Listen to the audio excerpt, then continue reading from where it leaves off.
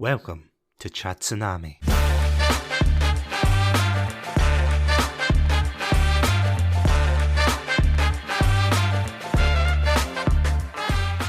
Hello everybody and welcome to another episode of Satsunami. I'm Satsunami and beware, the sandwich born comes. It's the one, the only, Adam.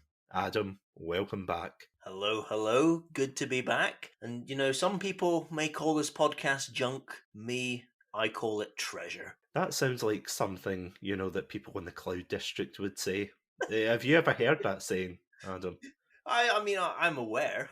I'm Oh, aware. no, sorry, let me stop you right there. Like, what am I saying? Of course you haven't been to the Cloud District. Hold on, let me have a look. Take an arrow to the knee. Let me guess, Satsunami. Somebody stole your sweet roll. Yep, no lollygagging here. Definitely none. We could just fill the hour with this, couldn't we? Yeah, actually, for all you listeners out there, you might be thinking, when is the retrospective for Skyrim coming?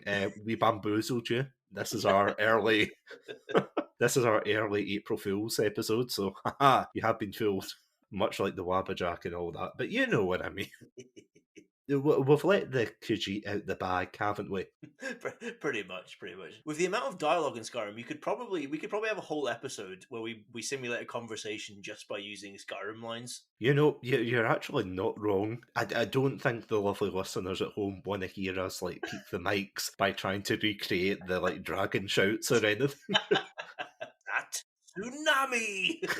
What do you think about this very, interesting and very philosophical point? Fos Rotnamkin. I won't do it. But I'm quite curious, jumping away from the memes, the references, the gaffes, the hijinks, as it were, how did you actually get into this series? Because, as we all know, Skyrim, it is over 10 years old at this point. Yes, I know, we're old. Fight me. Don't break my hip. But once you don't break my hip, fight me. But yeah, it's over 10 years old. It is, quite frankly, one of the bedrocks of video games. It is iconic. It has 1,000 different re-releases. But yeah, Adam, how did you get into Skyrim? My first Elder Scrolls game was Oblivion, which I played Oblivion a good few years after its initial release. Was it 2006 its first release? I can't remember when it was first released, but I played it a few years after that. And I liked Oblivion. I really enjoyed exploring the world and kind of getting into the story and stuff. But I reached a point quite early on when you enter one of the first Oblivion gates, which I just found crushingly difficult, and it basically just broke my will to continue. So I gave up on it there. I didn't bother exploring any more of the series. But then I remember hearing when Skyrim was getting released, looking at a lot of the marketing, and I got quite excited for it. And yeah, so I got this game, I think a month after it came out. I got it towards the end of 2011, so not long after it came out. And yeah, I honestly just fell in love with it, and I remain in love with it to this day. Would you believe me if I said that this was my very first Elder Scrolls game? No, I could totally believe you, because I think that's probably the same for a lot of people. And this is by far the best selling of the Elder Scrolls series to date. And I said I only really got into the title before, and not even that much. Oblivion didn't make me an Elder Scrolls fan; it was Skyrim. So I can totally believe that this would be the first one you get into. It's a weird thing to think, though, because before this, Fallout 3, that came out in 2007, didn't it? Yeah, 2007, 2008, sometime around. Roughly around that time, yeah. And that was the kind of game, before Oblivion, of course, but that was the kind of game that kind of swept everyone off their feet. Don't get me wrong, Elder Scrolls, it had a firm grasp on people's minds, really, didn't it? You had Morrowind, you had Oblivion, as you said, both of which are really, you can't really talk about fantasy epics in gaming without talking about these games. Especially, you can't say, oh yeah, I love this open world game without thinking, oh, is it like, Morrowind? Is it like Oblivion? Oh yeah, absolutely. Definitely, I think the Elder Scrolls series had a very loyal fan base before Skyrim. I think, as you were saying, it kind of felt like Fallout especially with Fallout 3. Obviously, Fallout 3 kind of became the Bethesda mainstream in a way. That was, as you say, the one that got a lot of eyes on Bethesda and people playing that and then wanting to explore more of their games. And Skyrim just continued that. But there certainly was a very core group of people who really enjoyed Oblivion and Morrowind, and probably dating back to the first two Elder Scrolls games, Daggerfall, and I can't remember what the first one was maybe just called the Elder Scrolls. I think it's called the Elder Scrolls Arena. Oh, okay. Do you want to know a fact that's going to make you feel very old? Oh, go for it. We are 2 years older than it. This series is younger than us. Jeez. Yes, this series is somehow younger than both of us. Yeah, it came out in March 25th, 1994. It is 2 years. 2 years in between. Well, there you go. Oh, well. Do you feel like a skeleton yet, Adam? Pretty much. I mean, I feel much closer to the grave now than I did 15 seconds ago, so thank you. Looking back onto the Fallout point, I always remember going over to one of my friends and we played through like a couple of, I don't want to say levels because it's an open world game, but you know what I mean. We played through Fallout 3 and Fallout 3 has like all the trappings of a game that would entice me normally. You know, it's got the gunplay, it's got the roleplay aspect, it's got the kind of quirky retro theme going on, but I don't know. It was a game that never really hooked me. I've played it. I think it's a good game objectively, but I didn't get into it the same. I can't remember why I got into Skyrim in the first place. I think it was maybe just because I thought this game has been praised to the high heavens, really. Throughout the entirety of 2011, you just heard people say, Skyrim's the best, Skyrim's great and everything. And I think I got it the year after. I bought it, I played it, and I never really stopped playing it for a good couple of years, and I just fell in love with the series. I know S Banks is our lore master, but I genuinely dived headfirst into the lore to learn more about the world. Bar a few exceptions, there are very few games that make me that interested, both in the world and the lore. Did you feel the same way as well when you first started playing this? Oh yeah, I was instantly hooked by this game. It just drew me in, and I know Skyrim has a lot of faults, and I'm sure we'll talk about them as the episode goes on. But to be honest, I really don't care. I really don't care about them at all because I still find it such an engaging game. I'm on my kind of third proper playthrough of it now, which I started over a year ago now, and I've been playing it every week consistently for over the last year, and I still love it. It's my Sunday game now, so every Sunday, usually without exception, I wake up in the morning, I take my dog downstairs, get him his breakfast, we go out for a nice long walk, we come back, he usually settles down for a kind of mid-morning nap, and then I boot up my Xbox and launch back into Skyrim for an hour or two, and that's been my Sunday, but it started my Sunday basically for over a year now, and I love it. I absolutely love it. I love diving into the world. I just find it a really engaging game, and I still do 10 years later. But it is quite a timeless game, even though it's been like ported to hell and back. It's on your granny's toaster, it's on somebody's fridge probably, it's on the PlayStation Vita. No, I'm only kidding, there's no games on the PlayStation Vita, is there? Not that I'm aware of. There's some urban myths out there, but I refuse to believe them. Yeah, so next week's episode is going to be PS Vita, did it exist? Okay, no, I'm kidding. This isn't 30 for 30 or whatever, like investigatively. It's our first true crime episode, okay? It's like, did it exist? Where did they bury all the ET cartridges? I know that's Atari bashing, but you know what? Give us a break. We're older than bloody Elder Scrolls. Atari's like the one thing that's older than us, so we need to match it. What is the phrase? Our time is now, old man. Or the future's now, old man. I mean, considering it is such an iconic game, will we just jump into it? Let's go. I've got my adventuring gear on, so I'm all ready. And I am just going to go away very briefly just to cook a couple of sweet rolls for the journey. Yeah, we will be right back after these messages. Welcome to Satsunami, a variety podcast that talks about topics from gaming and films to streaming and general interests. Previously on Satsunami, we discussed Game of the Decade, Deadly Premonition, the romantic thriller Birdemic, and listen to us get all sappy as we discuss our top 5 Christmas films. If that sounds like your cup of tea, then you can find us on Anchor, Spotify, YouTube, and all good podcast apps. As always, stay safe, stay awesome, and most importantly, stay hydrated.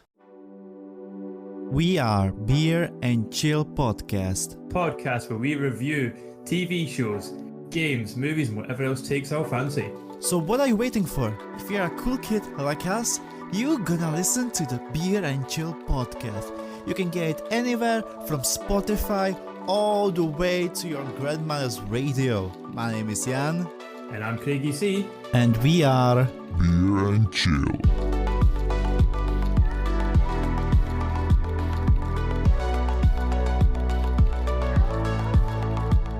So, Adam, I've got to ask, and this is a very important question. Please don't feel bad, don't feel pressure to answer this, but what type of character did you create in your first playthrough? So I started out with a Nord, and I went straight into the sword and shield fighting combo. Basically, yeah, I did not deviate from it at all. And to be honest, I've been quite bad in all my kind of 3 big playthroughs of Skyrim. That's always how I've started. I've started to slightly branch out a little bit more in more recent playthroughs, but yeah, first one, as Nord. It was all about that sword and shield combo, just mindlessly like hacking my way through, swinging wildly at whatever came near. Was it like Conan the Barbarian then? Pretty much, except I wore slightly more armor. Ah. Because I'm a coward. I was going to say, you don't have to lie here. You're amongst friends. You can... It's just me and my loincloth. Just swinging around. Yeah, so it's just me, you, the loincloth, and whoever's listening to this podcast episode. So what inspired you to do that? Was it just, your standard starting character? Do you know, I feel like it is that almost that vanilla. Well, I thought as well, kind of being in Skyrim, I was like, I want to be, the native race in Skyrim. And as well, I feel a sword and shield combo is that kind of, is that base starting thing. It's kind of the way to ease you in. Especially I didn't have that much experience with RPGs before Skyrim. So it was, I feel if I'd thrown myself into kind of magic and, stealth archery, I think I'd have been quite out of my depth. Although Skyrim is a very accessible game, and I think it's fairly easy to pick up these kind of play styles. But when I first started, I wanted something quite familiar. So I was like, right, sword and shield, I know where I'm at. I mean, it's a good combo. That is something that's great about Skyrim, is the fact that you can mix and match these different gameplay styles. Like, can you think of a game, not to put you under pressure, but can you think of a game like that has that same versatility? I'm sure there are some other RPGs that allow you to do it. I'm desperately racking my old brain to think of something, because I know there are some games out there that do have kind of flip. I mean, games like Deus Ex and stuff have different play styles. Well, you can be stealthy, or you can be more action focused, a bit more hacking. I think where Skyrim might have a slight advantage over others is that it feels fairly easy in a lot of ways to change your playstyle, as you say. So you can maybe start off, sword and shield, but you could transition into kind of being an archer, maybe focusing a bit more on stealth, maybe incorporating some magic in there in a way that in other games it's more difficult to do. You kind of feel like you've locked yourself into a path. That does happen as well with Skyrim to an extent, because if you try to switch something else, you're going to be a lot lower level, so you're not going to do as much damage, and you're probably facing higher leveled enemies, so it can be a bit tricky. But I still found it easier to switch and try new things. I'm sure there's something out there, and please somebody feel free to correct me, but I can't think of any off the top of my head. I'm just laughing because I'm thinking back to, I don't know if you've seen this meme where it's like the guy saying, oh boy, I can't wait to go for a two-handed playthrough this time, and basically it always reverts back to him being like a stealth archer build in the end, because it's just so much easier to play the game as a stealth archer rather than putting yourself into the fray and having to like punch a bear or a dragon. Would you say this is a game, when it came out, this is a game, obviously you said it's like your kind of Sunday game, but is this a game you would say you've devoted a lot of hours into since you started playing it? Oh, definitely. I mean, when it first came out, I was obsessed with this game. I think I played it basically every day. I was at university when this came out, and I was living in a flat with 4 other guys, and we had a 360 there, and this was always on. I was really obsessed with it. So were some other guys in the house, and so it was the mainstay for certainly a good few months. I mean, I know I really devoted myself to this till I'd finished basically the main quest lines. I haven't shown the same dedication. It's not a game that I play every day now, but I kind of like the way I have now. I've still devoted, obviously over a year to my current playthrough, which is a lot of time. But I like having it as just the game I play once a week rather than every single day. I like having some other games that I maybe play more regularly, and it's nice to kind of just ease into Skyrim for a couple hours a couple hours each week and just, do a couple quests, explore some places. My devotion to it has slightly changed. I'm still very devoted to it, but it's just changed, I think, to reflect, I guess, a different stage in my life now, I guess. Before I came onto this episode, I decided to check my Steam library to see how many hours I've actually played of this game. Before I reveal that fact, it is my most played game, but do you want to guess how many hours I've actually played this, according to Steam? God. I'm going to guess over 50. Oh yeah, I'm just going to preface and say it's not something ridiculous like over 1,000 hours or anything like that. Are you into triple figures? Yep, triple figures. It's in that range. 150? Higher. 200? Higher. 250? 246 hours. Oh, need to get those I extra know. 4. Need to round it up. I need to start streaming it right now. Honestly, this game, although I'm about to say this game didn't, consume my life, even though, I've got 246 hours. Give it up whenever.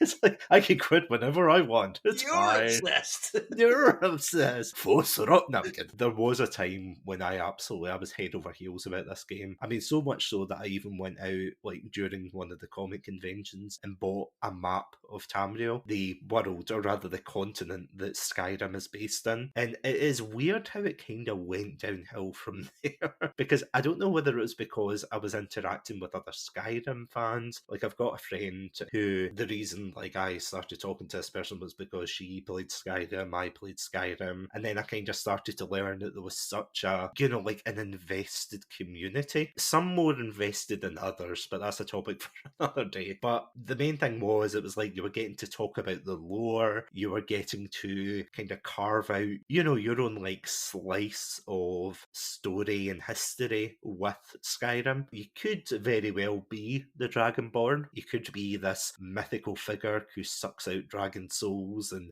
skips along Skyrim, or you could be this warrior who takes sides during a civil war, or you could just be like a peaceful farmer who just buys a house and, just messes about. Don't get me wrong, some roleplay aspects are a bit more optimized than others. We'll come to that, but, I mean, for me...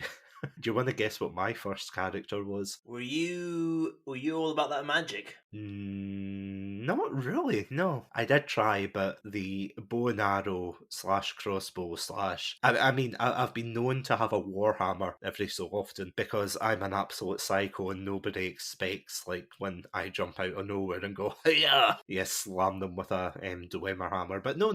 What character do you think I chose for my first playthrough? Oh, did you go, not to be insensitive here, but did you go one of the freak races? Not to be insensitive, but...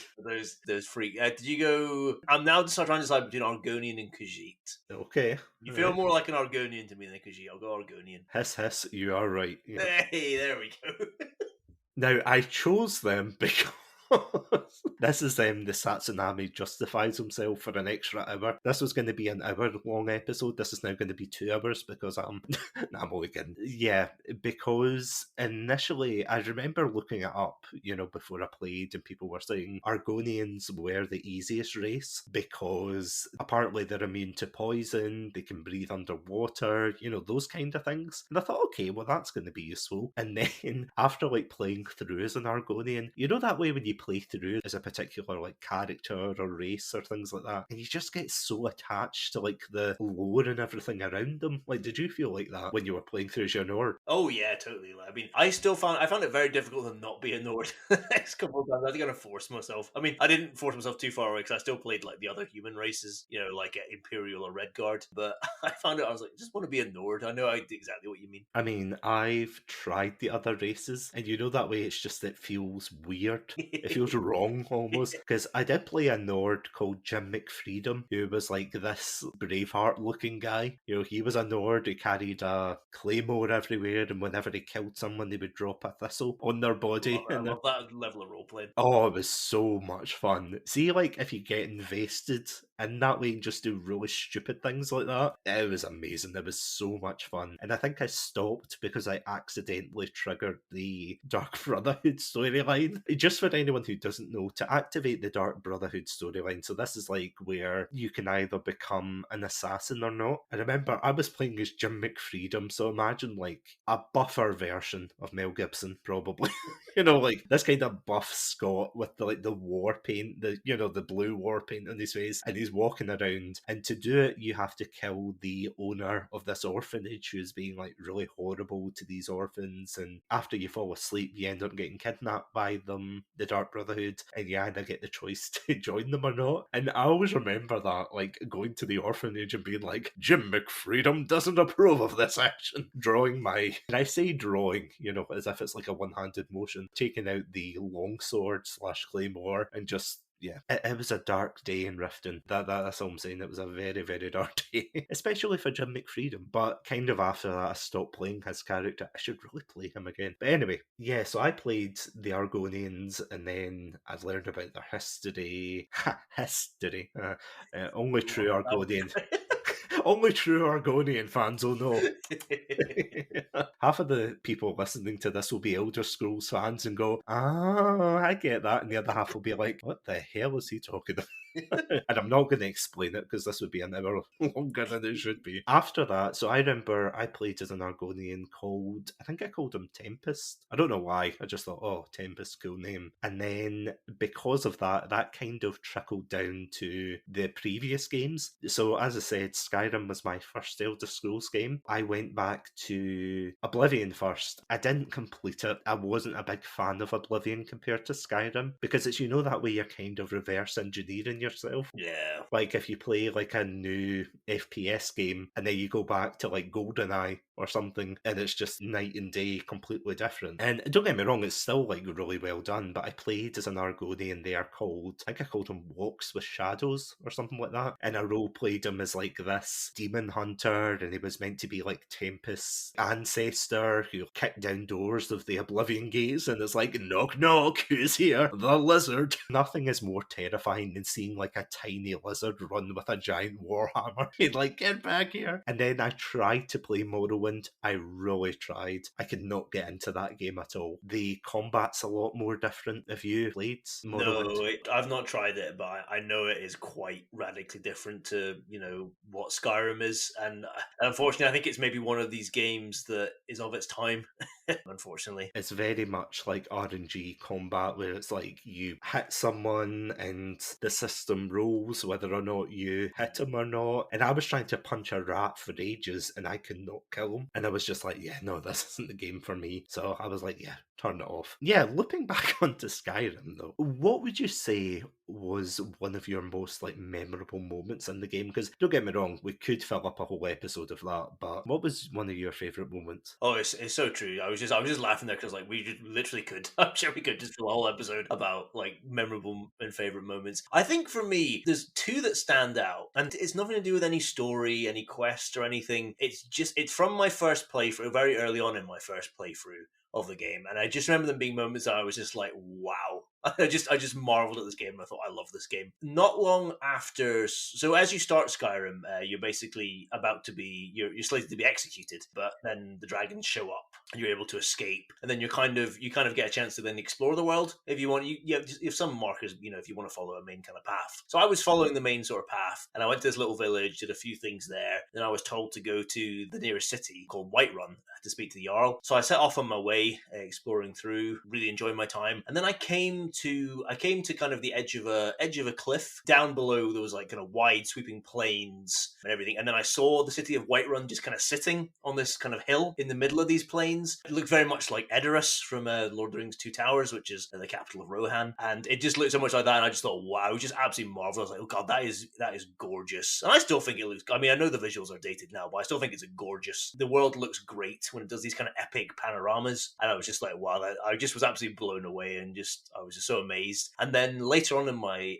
same playthrough, I was exploring, I can't remember where I was exploring, but I was going around, it came to nighttime. I remember looking up, and then it was the kind of Northern Lights style Aurora Borealis through the sky, and I just remember thinking it looked absolutely gorgeous, and I was just like, it just felt to me almost like this real world, and I just remember being like, I can't wait to see what else I'm gonna find. So I think for me, those are the two moments, because they just really drew me in and just made me just fall in love with this game. I completely agree with the Aurora Borealis moment. I was actually thinking that myself. I remember the first time, I think it was when the DLC came out, where you can build your house like in the middle of nowhere. I remember like going outside, because you play through the game, you've become like this very hardy soldier, or not soldier, but you become this very hardy adventurer who has seen the world, has slain dragons, and now it's kind of the time to wind down and really just take in the scenery. Again, I do agree, some of the stuff looks dated now, but I still think for what it is, a lot of the visuals still hold up. It was just beautiful looking into the night sky for the first time and just seeing the moon and thinking, wow. Not to get too sappy, but kind of to be like, I'm home. In terms of like memorable moments, one of them, I'll give you some funny ones, but one of the ones I always remember was, I think it was after the Dawnguard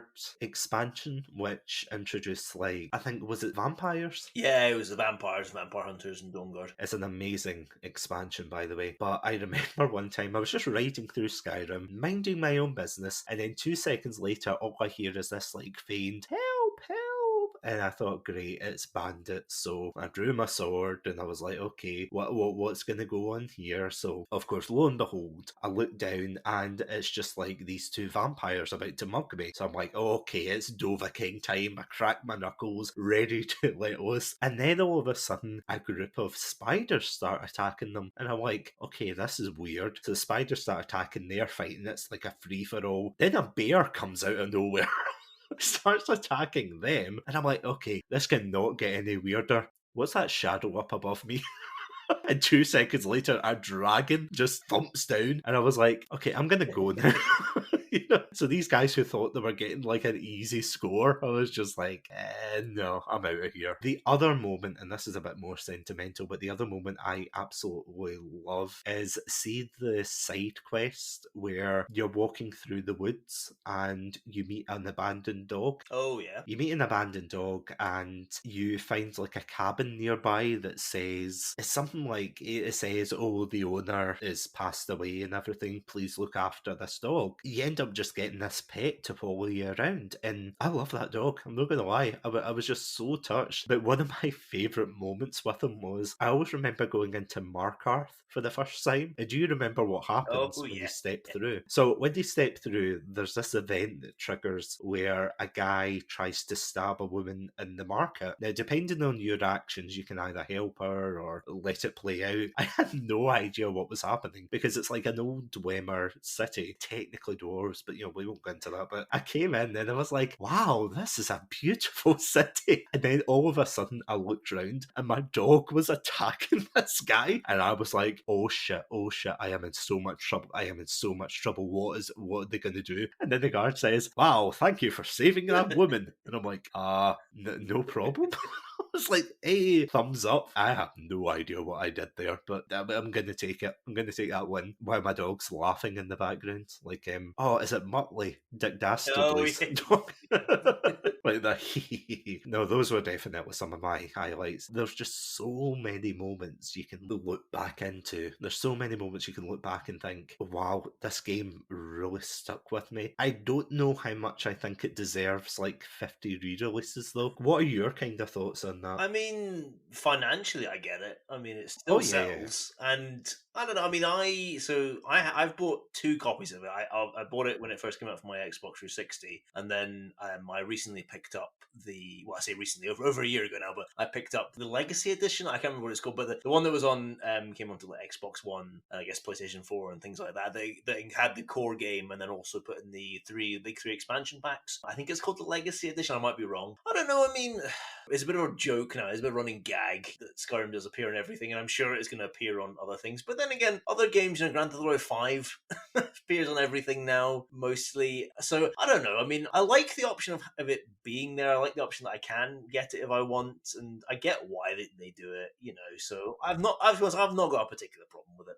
Yeah, I'm in the same camp as well. I think I bought the disc initially, but of course, my latest PC does not have a disc drive. Thank you, Landscape of Gaming. But no, jokes aside, yeah, obviously I can't use it anymore, but I can still install it remotely somehow. I don't know, but I ended up having to buy the Legacy Edition because my old version doesn't work anymore. Oh man, I don't know why. It kept crashing. I was actually going to stream it on Twitch, and then right before the stream, I opened it and it was working perfectly fine, and I was like, oh great, I can't wait to play this on stream. And then 2 seconds later, when I tried to open it up, it kept crashing, and I was like, fantastic. Well, we just talk about the elephant in the room that is weirdly glitching in the corner. it's true. I mean, it's a thing you have to talk about. I think with any Bethesda game, isn't it? You're eventually gonna have to talk about the glitches and the bugs. There is a lot of glitches in this game, whether it's for fun, whether it's game breaking, there are just loads of glitches. By extension, would you say that the modding community have played a role in extending the life of this game? They've fixed the game, I think.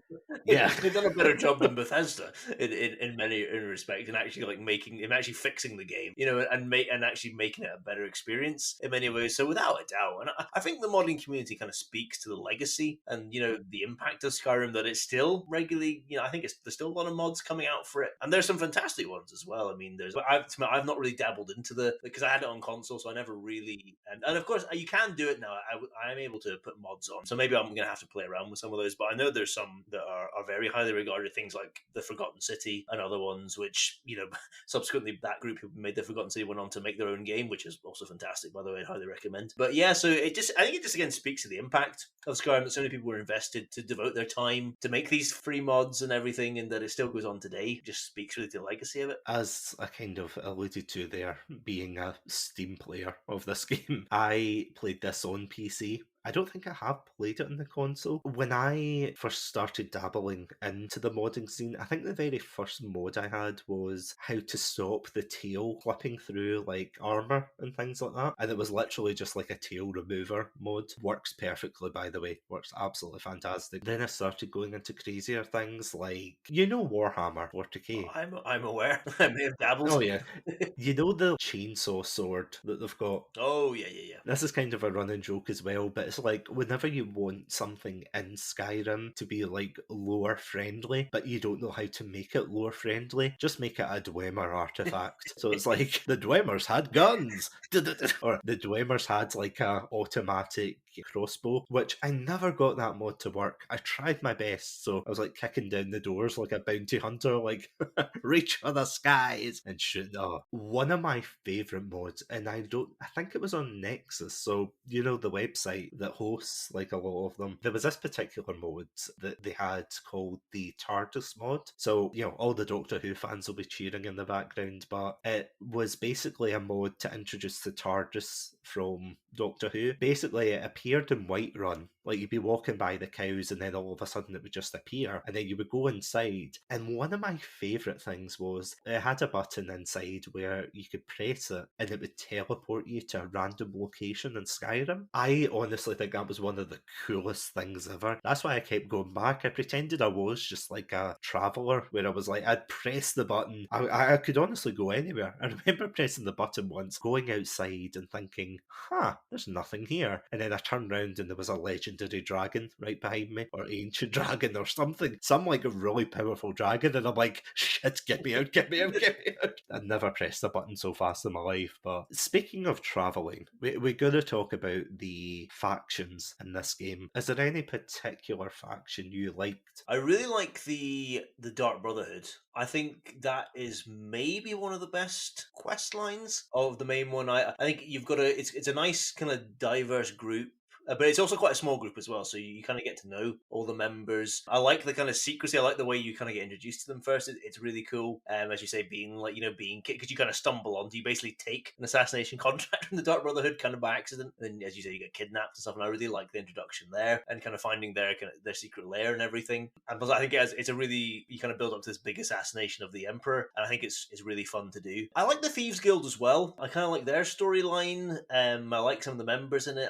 It's not as good a storyline, it's not as good a quest line, I think, but I do quite like it. I like the Civil War storyline. I don't think it's maybe the best, but what I like about it, and I think actually Skyrim did actually a really good job with this, is that so Skyrim is basically embroiled in the Civil War when you start the game between the Imperial Legion, you know, who are like the military, the army of the Empire that rules Skyrim, and then between a faction called the Stormcloaks, who are trying to basically separate Skyrim off from the Empire and make it its own province or country or whatever. And when you start the game, you're about to be executed by the Empire, and you can escape with some Stormcloaks, and then you get a choice later on to choose which side you want to join in the Civil War if you want to take part in it. And initially, so obviously because the Empire tried to basically to execute you, you know, you're naturally inclined to join the Stormcloaks. So it seems like quite, you know, it almost feels like you'd have to kind of really break character to join the Empire. But as you learn more about the Stormcloaks, you learn more. There's like a really dark kind of side to them, and that they're very racist towards elves and very kind of uncompromising. And they're actually quite,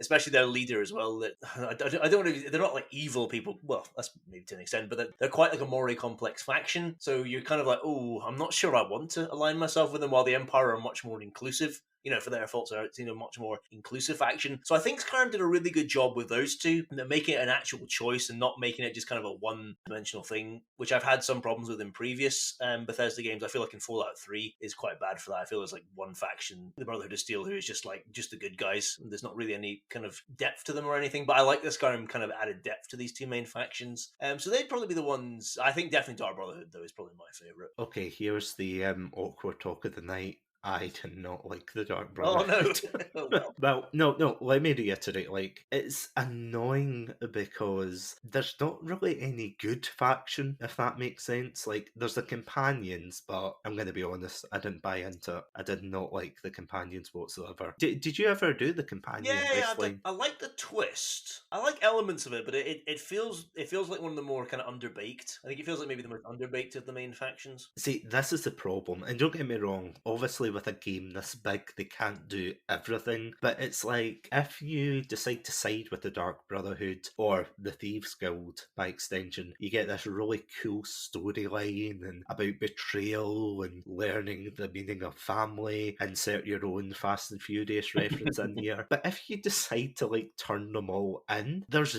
literally nothing. There's like one cutscene where it's like, well, not cutscene, but there's like one interaction where it's like, go kill them all. Okay, so you run and you kill them all. Okay, that's it. It is done. And you never hear from them again. And you're like, son of a... I do like the Dawnguard, though. I thought their interactions were really cool. And I thought Dawnguard as a whole was great because it's the fact you could either choose to be either a vampire, of course, or a vampire hunter. I don't know, because I didn't really spend as much time as a vampire, but you got to explore, like, both sides of the campaign, if you know what I mean. You know, it wasn't just like, oh, kill the vampires. Oh, the vampires are dead. Bye. Same with Dragonborn. That extension was phenomenal, where you could go back to Morrowind. It is Morrowind, isn't it? You go back to.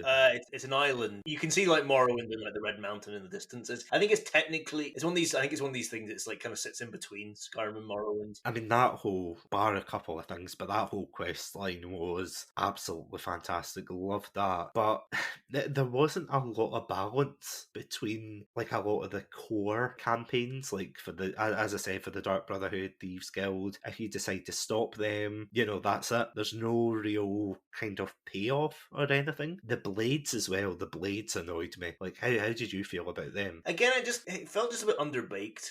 It was one of these things that there's an interesting, I think, dynamic between them and the Greybeards, but I don't think the game really bothers to explore it all that much. So yeah, again, it's kind of, I look at them kind of the same as the Companions. I like some of the ideas, but I just don't think the game really bothered to flesh them out fully. One of the things that annoyed me was, see at the very end, once you complete the main storyline, and there's a moment where you basically get a choice whether you side with the Blades or the Greybeards. Yeah, but par for next. Yeah, it's like either you have to killed Mario. I mean, sorry, Parthenax. Fun fact of the night, Parthenax, who is the dragon in this game, well, one of the dragon, of course, the dragon. Now, he's one of the dragons who teaches you how to use your dragon voice. You get a choice as to whether or not you want to kill him and then do more crazy things with the blades, or you can not do anything and then it comes to a kind of standstill. Like, there's actually modes to fix this where it's basically like just an extra dialogue option where it says, well, I don't care what you think, I'm the Dragonborn, suck it up. And they go, okay. Even though they're like so obsessed with killing all the dragons. I don't know. I didn't like that bit at all. I just thought it was like unnecessary. But speaking of unnecessary and fun facts, I know you've got a couple of facts as well about this game prepared. I've got one in particular that I've been keen to share because it highly disturbed me. And honestly, we're recording this on a Saturday, so the next day will be my Skyrim playthrough day, so I'm a little bit worried to go back in. But anywho, so I'll be interested if you know this one or not. You know how in Skyrim, when you buy a house, some of them have kind of areas where you can store weapons and armor? Oh, I know what yeah. You know about the mannequins? Yep, the mannequins. Yep. Yeah, so for those who don't know, so a lot of your houses have areas where you can store weapons and armor, and you get these mannequins where you can put armor on. Apparently, what these models are is they're actually like regular Nords who'd be living like in the city or whatever, but they've been reskinned to look like mannequins and basically just frozen in place. But however, apparently there is a glitch that means sometimes, because they are characters, their heads will move sometimes, and also people have said that the mannequins have started moving around, which is highly disturbing. And many horror films and games have played on this exact concept. So honestly, I'm going to be quite freaked out. I might not visit my houses for a while, to be honest. I might just not give them a visit for a while until I've calmed down. But that was the fact that I discovered today that I was a bit like, oof. Also, apparently, as well, Winnie the Pooh's voice actor is in Skyrim quite a few points. Yeah, I did read that. I thought, wow, he really gets around, doesn't he? you gotta pay your bills. Gotta get that honey. Hey. Gotta get it. See, going back to the mannequin thing, if you want to really not sleep tonight, there's like a fan video of that where someone goes into the house and they all start moving and following the guy around, and he goes upstairs and he sees like the bodies on the floor and think, oh, it is really well done, but it's just terrifying. Yeah, the mannequin thing is creepy as hell. It kind of puts you off having mannequins in your house, to be honest. I mean, I was put off already, but now I'm extra. I was like, first of all, I was a bit bemused. Now I'm bloody scared. But I do agree. It's too creepy to even think of. Let's move on. We kind of touched a few negatives of this game, but I think maybe one thing that definitely has not aged well, and I don't think was good at the time, was a lot of the combat. Especially, I feel like, kind of melee combat is pretty... I don't want to say dreadful, but it's not good. It wasn't good at the time, and it's really not good now. Especially when you see other RPGs have done... You look at something like The Witcher, or something like that that's built actually quite robust combat. The kind of melee combat in Skyrim is basically just mad flailing, to be honest. And especially as well, if you ever engage in any kind of fist fights, you occasionally get a chance to fist fights. It's just literally right hook, right hook, right hook, right hook until the person's health bar goes down. So I think that's maybe why a lot of people also go to archery as well, because archery probably feels the best of the combat styles. So yeah, I think it is a problem with the game. But again, it's not something it maybe bothers me to an extent, but I don't particularly mind it that much because I'm just so engrossed in the world and some of the stories and everything. But I don't know, how do you feel about it? I know exactly what you mean. I know we said earlier that this game is very versatile when it comes to its combat. You can either be a magic user or you can be an archer. You can kind of mix and match both of them. But at the same time, those particular skills are very limited. There's not really anything outside of, oh, you shoot the arrow. Oh, you shoot the arrow. That's it. I mean, you get the crossbow. That's sort of varied up, but I mean, obviously, some people might be listening and think, oh, well, Satsu, what would you do with a sword? Or, I mean, you get the finishing moves, don't get me wrong, which are kind of different, but I see what you mean about the unarmed combat, because there was an article, I don't actually know if you have read that article, where it was a guy who played through this game and he only punched people. Oh, wow. and he completed the game, and I think that's so cool. And I did try that initially. I just got bored. I'm going to be honest. I just got so bored. It's one of these challenges that when you read about it, you think, oh, that was amazing, but just so boring. I would do a challenge if I thought it was interesting, but if I get bored of it, I'm like, well, nah, I'm not going to finish punching bandits for ages. Although it was quite funny because I played as a Khajiit, which I think they've got like the best base punching skills. They got claws, haven't they? So yeah, like Argonians do as well, but I think Khajiit have like a advantage. I don't know how it works, but it's one of those two races anyway. But it's just the thought of like, you know, the first bandit bridge you come to Yeah. where you're going down the road and the bandits stop you and they're like, oh, you have to pay the toll to get by. 2 seconds later, you have like a bandit running across the bridge and just this angry cat man running with his fist. As if, I'm gonna get you, I'm gonna get you, I'm gonna suplex you off this damn building. Okay, here's a question for you though. Who's your favourite villain type or enemy type? Oh, that's a good question. Because I'm going to say I do not appreciate the spiders. I never used to mind them, but the older I get, the more terrifying they are. That's fair enough. I don't mind the spiders too much. The enemies that I always dread fighting are the Falmer, because you end up getting so poisoned and everything. They're quite a creepy. I think they're quite a creepy looking one. Also, some of the Dwemer enemies, especially like your good old Centurion, who'll come and just like steam you to death and then just like hammer you. Quite good. I always quite enjoy the Draugr. I don't know why. Like I feel they have quite a cool look to them. I especially like the way they kind of the Draugr Death Lords look.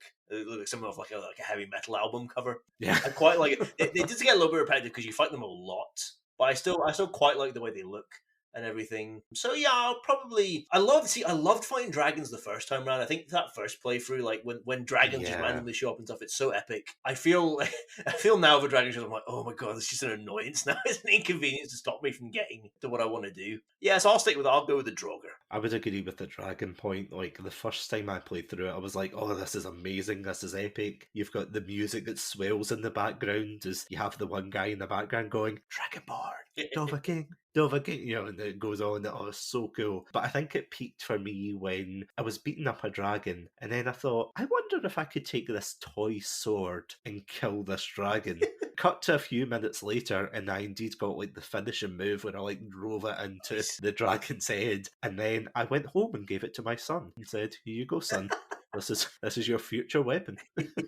Which I thought, in a way, I thought that was like quite a nice role play moment where I was like passing it down. I have to admit, I do like the skeletons purely for the fact that they just crumble right away. Look, Yeah, because people kept saying, "Oh, they're creepy and they're weird," but it's like one arrow and they're down. It's like, well, a couple, but you're like, oh, what's scary about these guys? Imagine being, raised from the dead, and they're just like, oh well, whoops.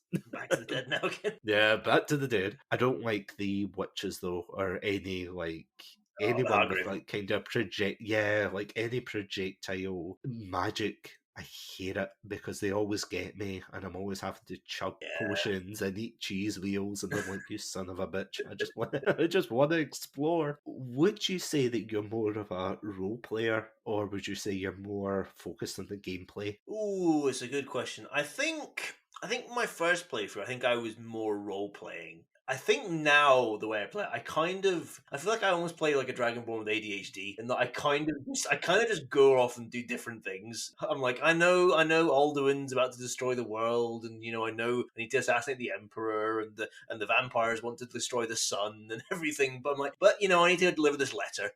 I feel that's important now, or I want to go get these herbs for somebody. I guess I'm not really role playing in that sense anymore. I'm just kind of doing what I want to do now. What I feel like I want to do at the time, and I think that's one of Skyrim's real strengths, is that I feel you can maybe at points you'll feel bogged down in a particular quest line. You're like, oh, it just becomes a bit of a drag, but there's so many options, there's so many other things to do, and you might be doing the same activities a lot of the time, but at least it's for different people. You probably go to different places, so I feel that there's quite a lot of latitude in a way in that you can switch up what you're doing, which is with Skyrim, so it kind of prevents that. It staves off that kind of boredom that you might find in other games with only kind of one storyline. And if I could just, as a brief point, just because you brought up something when you were talking about the Define the Dragons and everything, you talked about the music. The music in this game is stellar. It's one of the best soundtracks I think in any game. Still, it's from that opening like Dovahkiin, Dovahkiin, that track to the one there's one called The Streets of Whiterun, which is probably my favorite one, which is just a great thing. And there's great ones in the inns and everything in taverns that you visit. Like the soundtrack is phenomenal. Like, it's just so good. I'm just trying to think of the names. There was the road, I think there's one called The Road Less Travelled, which is like the kind of standard one when you're walking and nothing's happening. And that's probably the base points because you get a bit of downtime. Yeah. There's the One They Fear, which I think is the one that plays during the dragon encounters. That is fantastic. Like, all of it is fantastic. The music is incredible. The music is absolutely phenomenal. And it does kind of build that, like, if you want to be a role player, it really builds those kind of feelings of, oh, I'm the Dragonborn, or, oh, I'm just a regular Joe with a warhammer. Don't look at me funny. It's like, little Billy, don't look at me. Because I always remember people kind of like scoffing and turning their nose up when the DLC was announced, because obviously Dawnguard came out, everyone loved it, and then they released the housing DLC, Hearthfire, and nobody really seemed to take to that as much, even though it was like a kind of smaller DLC update. It was alright, but the main kind of crux was the fact you could build your own home there in Skyrim rather than buying it in a city. You could like get married and have I know you could get married in the base game, but it's like get married, you could adopt children and things. You could really like make up a family. Did you ever do that out of curiosity? For your character? I've never married. This is a bit of role playing. I was like, no, I'm going to do all my quests and then, I'm going to settle down to the married life. I've never married in the game. I actually just recently, in my recent playthrough, adopted a child. I was just before I went off to fight Alduin, I was just like, you know what? In case I don't come back, I'm going to adopt this child. And I mean, maybe it's terrible to adopt a child and then instantly maybe go off and make them an orphan again straight away. Once like if Alduin kills me, I was like, at least there'll be somebody to inherit everything. Thinking a weird bit of role playing. So I only did that recently, but it's a really cool, it's a quite a cool feature, and I do like, it adds more depth to this world. And that's one thing I think I really appreciate about Skyrim, is that it's a huge world, but it doesn't really feel empty in a way that a lot of other games with open worlds, often you're just like, this is just faff. It's just distance to travel and nothing's really going on. I feel like there's always so much in Skyrim's landscape, people to meet, places to explore, things to do. And that's one of the great things about Skyrim as well, is just stumbling on new quests. You might be doing something, exploring a dungeon or exploring a ruin or whatever, and you just happen to come across somebody in that place, you might come across a letter or something, and it starts up a completely different quest, and it's really good at kind of just being like, oh, it's giving you new things to do and everything. And there's lots of great detail as well. There's lots of things you can unearth about people and places, because you might come to a place and be like, oh, this is a bit strange, and you can find out a bit more. Like just circling back to Markarth, which I think is one of the probably best looking cities, as you say, kind of built into this cliff face with all the Dwemer ruins. You can meet a couple of different like kind of suspicious people in there. And there's one woman who talks about losing her husband and everything, and there's a guy out front like selling dogs, and there's a butcher in the marketplace just as you enter the town. And then spoiler warning here if you haven't played this particular quest line, so skip ahead, I don't know, like 20 seconds. But you can go to quest line, you find out they're all cannibals. It adds this like detail to it, and then I love going up to them afterwards and it being like, oh hey, weren't you at that cannibal feast? I'm like, shh, keep it down. You're not supposed to say that out in public. But it's great kind of great world building and just great fleshing out to lots of the characters, which I think Skyrim does so well. Yeah, that is true. I mean, look at cities like Windhelm as well. Do you remember in Windhelm they've even got their, I think it's like a murder mystery plotline going on? It's so good. So you put on like a trench coat and you put on your best Columbo. You put on your best Columbo impression and you're just like, you're telling me that you were in the market at this time. Okay, I'll be on my way. Just one more thing, sir. You do realise the market's not open today. I actually think I remember I found out the killer by accident because I randomly pickpocketed. Oh, really? And I was like, oh. I had my hands like deep into the guy's pockets. I look up at him, he looks down at me, and I'm like, huh. Well, this is a fine how'd you do.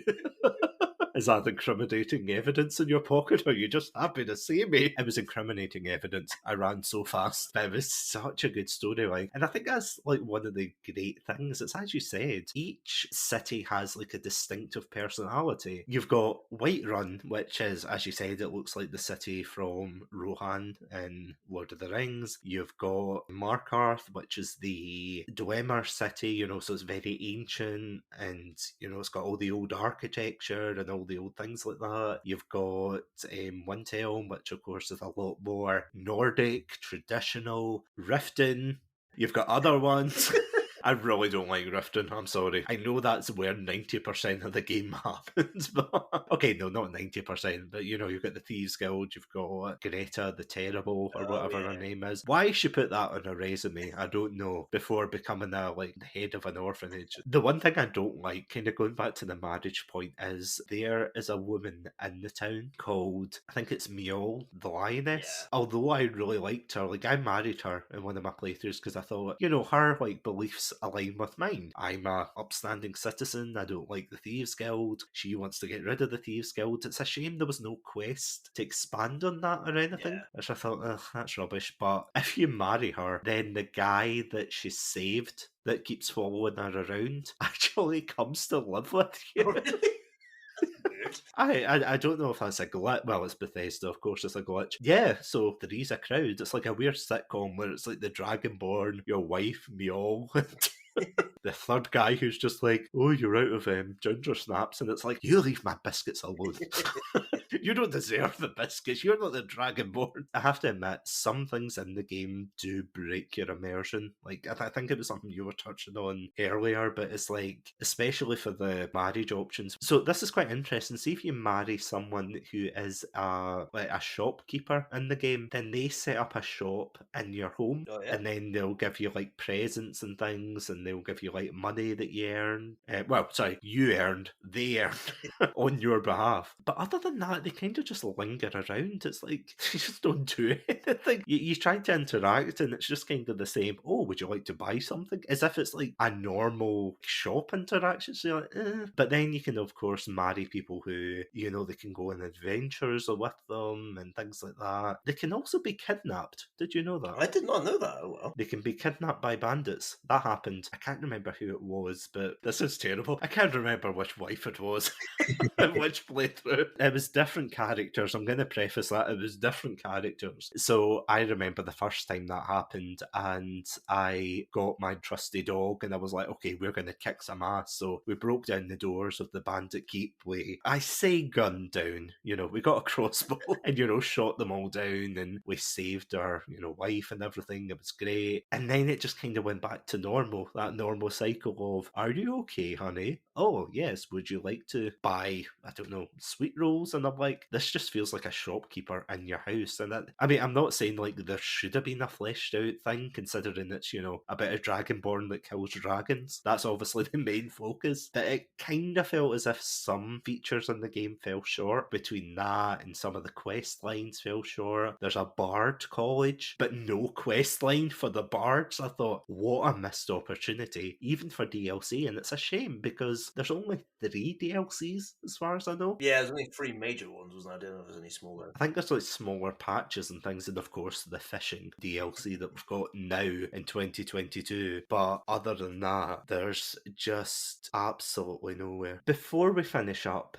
is there anything, you know, you want to bring up? I think I would maybe just speak to the legacy of Skyrim. Within its first 3 years, Skyrim had sold about 20 million copies, which is not many RPGs can boast that achievement. And I think it is still one of the most accessible RPGs. As I said, this was really the first proper one that I played, that I can remember, certainly anyway. And I think it's a good gateway. You know, it's a good one to start with, and then you can delve more into the genre, maybe find titles that have, you know, maybe deeper mechanics to them, deeper combat mechanics, some that have more consequence, because as we said, Skyrim's not really a game that you have to live with your consequences too much. There's not always that much impact on the choices you make, but there are other games in that genre do have it, but it's still a really good one to kind of wet your feet with and try it out because it is a really accessible game. I think as well, if you look at a lot of other games tried to copy Skyrim's formula, series like The Witcher and Dragon Age tried to basically take Skyrim's kind of massive open world and kind of add their own spin to it, and that really became a thing for RPGs, was to have as big a world as you could get, and lots of them were basically tried to kind of capture the epic scale that Skyrim had and the kind of sense of wonder that you got from exploring the land.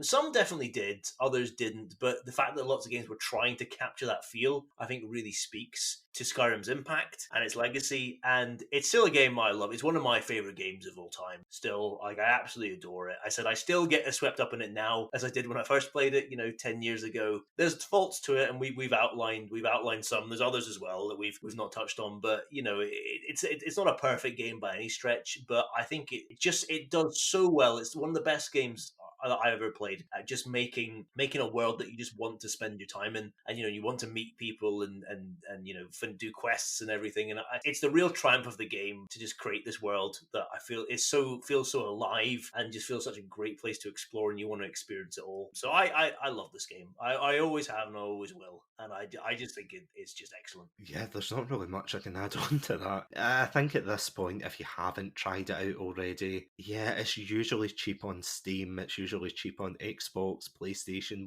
pick your poison. But the point is, it's a really interesting and absolutely fantastic entry into the fantasy series of video games. Elder Scrolls, the whole world is amazing. Again, like, it's kind of become a meme at this point. It has become an utter meme. Which speaks to its legacy again, is the fact of how Exactly, yeah. it's become, and But at the end of the day, like, whether you love it or hate it, like, you can't deny how much of an impact it's had in gaming. Everybody knows the phrase of, I took an arrow to the knee. And the fact that they put so much love and attention into this series, just as a closing point, because I'm a language geek, as it were. But did you know, here's my last fun fact of the night, did you know that, I think it's Dova Zul language it's called, but the dragon language, essentially. Yeah. Apparently, you know how it's got the symbols and the written letters? Yeah. It's designed like that so a dragon could, like, possibly carve the letters. Oh, wow. So that's why it's all kind of scratchy and things, and it's something I never thought about, but the more I look at it, the more I think, wow, that is actually really cool. And, the whole, like, Nordic influence that comes to it, all the different cultures you get within Skyrim and Tamriel by extension, it's just great. If you haven't played it, go play it now. You don't have to have me tell you that. Because at the end of the day, if you play this, you're done with the main story. You think, what's next? There's 2 amazing expansions you can do. And if you get bored of them, do the mods. Like, just download a mod and go wild. I've got 246 hours on it, so that's a testament to how much fun you can have on this game.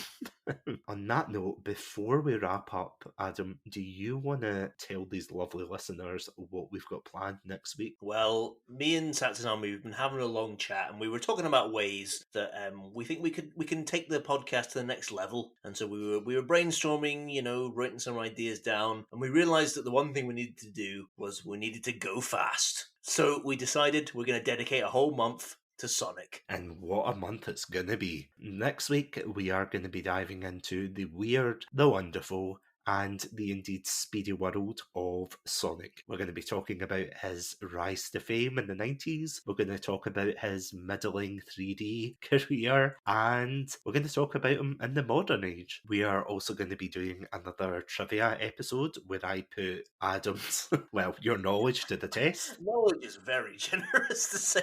Yeah, well, I mean, it's Sonic, guess. Yeah, yeah. And to wrap up, we will be doing an episode on the Sonic Adventure series, so I am super hyped for that. Me too. I'm excited. I'm excited to, as somebody who's very much a novice to the world of Sonic, I'm very excited to dive in the deep end, see what the fuss is all about. It's going to be great. On that note, thank you all so much for listening to this episode. If you want to hear more of our content, you can hear us on Anchor, Spotify, iTunes, YouTube, and really any good podcasting app, so feel free to go check us out there. As always, guys, stay safe, stay awesome, and most importantly, stay hydrated.